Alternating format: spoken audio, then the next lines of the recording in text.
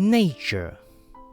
It's time to unleash your inner hippie and step outside of that man-made box.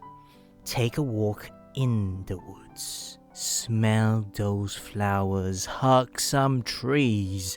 You might think you are being ironic. Like, look at me, I'm being all tree huggery and stuff.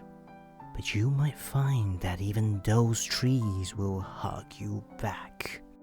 Trees come from a time before irony, and their earnestness is impervious to our jaded humor.